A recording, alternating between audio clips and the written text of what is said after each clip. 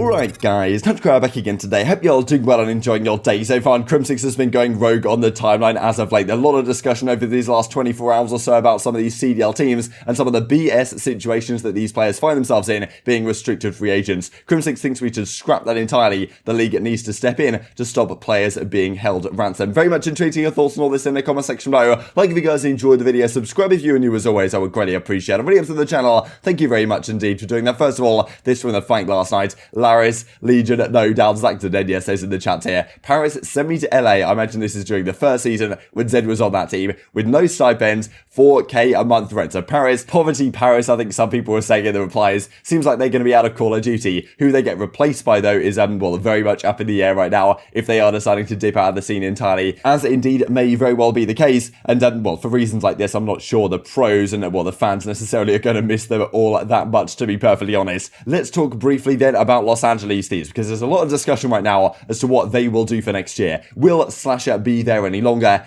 Well, potentially doesn't seem so, as he tweets out right here, my next chapter, and well, we've seen this a few times in the COD scene, maybe indicating that SlasheR is moving on to a different team. Now, it does make a fair bit of sense, right, if Kenny's still going to be there and Drazah's going to be there, and we don't really know what's going on with Huke right now, but yeah, we would imagine Octane, if he's got a #1 target, is probably to come into this squad. And I think that it's too risky, personally, to have Octane and SlasheR and Kenny on the same team again. I think you're kind of asking for a disaster if the game is SMG focused. So personally, I would send SlasheR to a different organization if he wants to go there and if Octane does want to come into Los Angeles Thieves. But where could SlasheR potentially go if he is moving on? Well, there's obviously a lot of teams that could potentially build around SlasheR. Something I would really like to see, I think, is SlasheR to team up with Gunless again. I think they did a really good job back in the World War II days on Rise Nation. I think Gunless has kind of evolved as a player and as a personality in these last couple of seasons, especially this year as well. So seems like maybe Gunless and SlasheR could be a great duo to build around as your kind of AO and flex, and then find some very talented SMGs. Vivid's got to be a consideration as a free agent out there. Who knows what happens with like Envoy, ClearNex, these types of guys that could be out there potentially getting picked up. So not really sure what they do going forwards, but it seems like SlasheR could be out of there. Notice this as well over at Spoonbill. So spoonbill.io, it tracks every change to like the bio and like the header and the name and all this type of stuff of people you follow on Twitter. So you can see this with Venom. He's removed Los Angeles Thieves from his bio, which I'm not necessarily saying I'm surprised, but it happened to John a couple of days ago we saw, and now Venom doesn't seem like he's going to be on Los Angeles Thieves either. Kind of surprised in the way that they seem to rate him particularly highly. I thought he could be a valuable piece on the substitute bench, especially if you decide to sell Huke elsewhere or bring Huke into your own organization. It's tough to say, but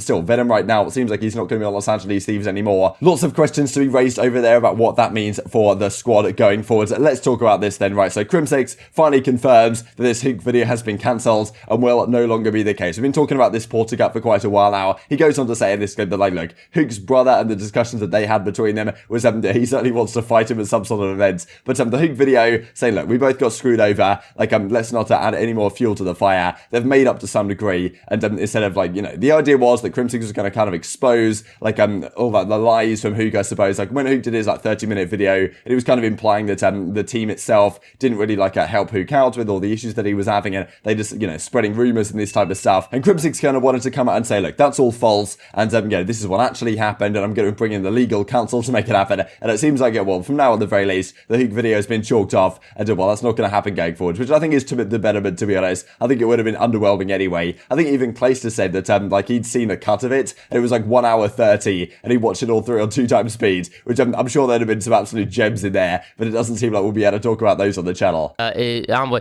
Bro, Porter, people keep saying about the Huke video. You're not dropping that anymore, are you? I think it's best to just let that.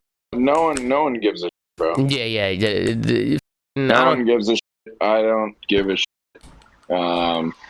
Yeah, you know, we both got. Like, yeah, you guys did. You guys did. Let's be honest. We both got, bro. Like, no, you did. At this point, I'm pretty sure you and Kyler are cool too now, aren't you? You guys are fine. Have you guys talked since all that? Yeah, they have. They've talked about it. But Kyler's brother though, like, that guy, bro. Like, we gotta. If you're watching this, damn. Okay. Yo, we gotta fight, dude. Like, with dead ass. I'll take on Marcus I've never met first, his brother. and then you. You're gonna take on Marcus first. Now this is where Crimsix hits the next level, so he's very frustrated indeed, and I think understandably so, about how players are treated during the transfer window. We saw a few days ago, Crimsix comes out as a restricted free agent. That means that his contract is still valid, but well, they don't want to move forward with him any longer due to the Dallas Empire. Of course, we imagine they're making this change with Shotzzy, ILLey, Dashy, and Scump, of course, which is the rumoured team right now. So obviously they don't want Crimsix there any longer. They've decided not to use his services going forwards, and therefore he's a free agent. They're trying to sell him. But the problem is, at least from his perspective, he's now a restricted free agent. That means there's a buyout involved because his contract hasn't fully come to an end, even though they don't want him anymore. Whereas for a guy like Envoy, he's an unrestricted free agent because his contract has expired, and he can effectively move anywhere he wants with no buyout at all. And well, this obviously creates a different situation for Crimsix, and he's very frustrated at the idea that yes, if he does get picked up to any organisation he goes to, they're going to have to pay the buyout, which therefore means that he's going to have a salary cut as a result, saying that pretty much the CDL should step in and say, look, we should actually,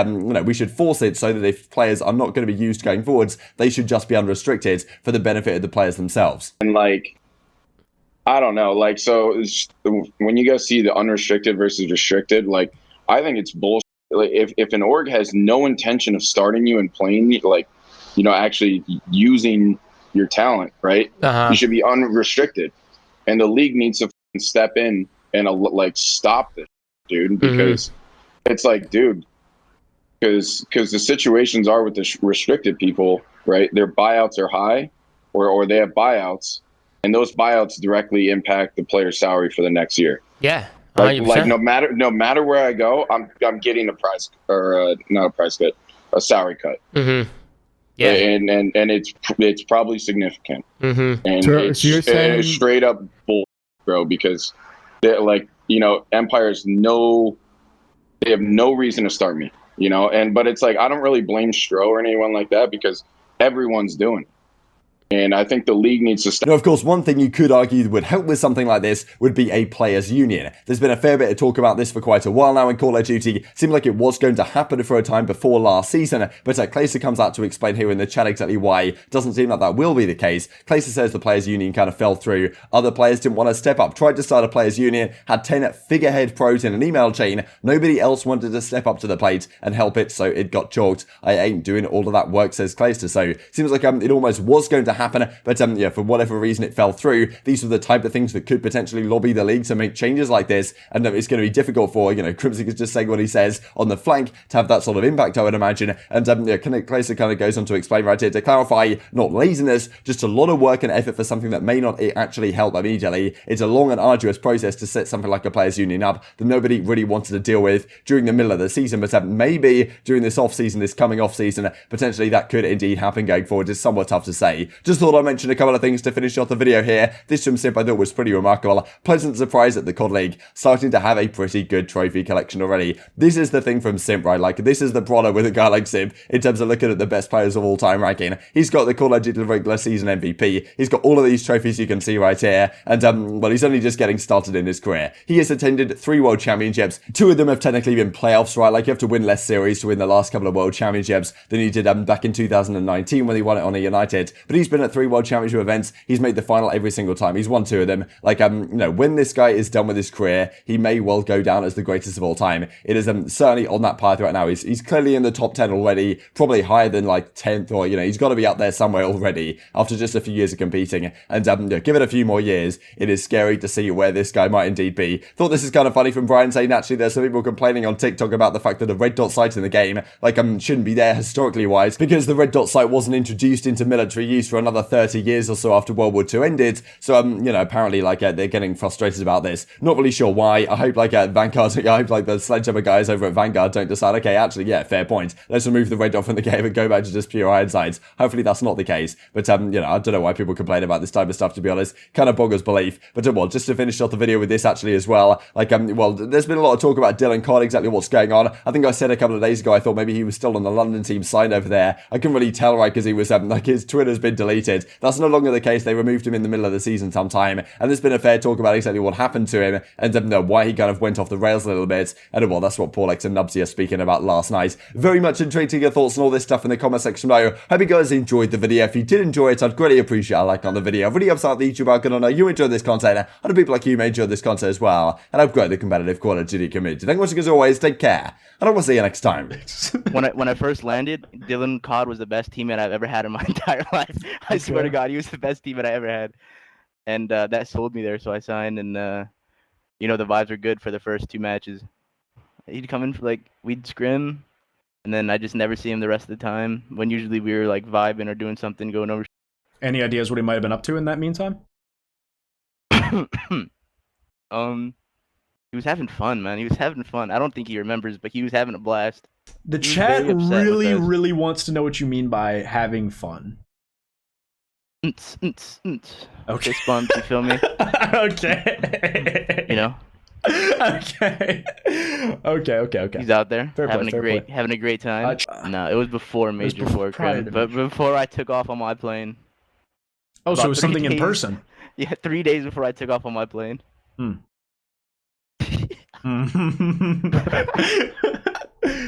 All I know is he told me I wasn't making it on that plane. Okay. Bro, when I swear to God, when I left that morning to get on my plane, dog, I checked all my corners and I was walking out that door. Checked my corners. I was you were playing Ramaza. Elevator, dog. I waited till the Uber was right outside the door so I could hop on in. Like, I was out of there. He's always having fun. I don't know if he knows where he's at. I don't know if he knows what's going on, but yeah, he's vibing. Like, I remember I mentioned Dylan, like I think I said you don't want Dylan Trust, and like I just got flamed all day. Nah, I mean, but people just don't know the backstory of like why I feel the way I do about him, and like why my teammates feel the way they do about him. Look, it's important you have the opportunity to say that, and honestly, it's not like it's going to affect him too much. Dylan Cott is very clearly out of Call of Duty. I genuinely wish the best for him because, you know, hopefully he's just vibing. Yeah, you know, I do hope the best for the kid because when I did spend time with him, he was chill. He was a good kid. Yeah, I just don't know, like, I don't know what happened, but I do hope he's doing all right over there. I haven't talked to him, like I said, but